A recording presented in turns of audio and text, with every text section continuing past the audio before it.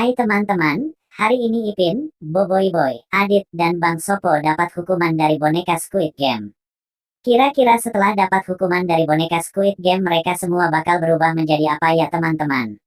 Oke langsung aja ya teman-teman.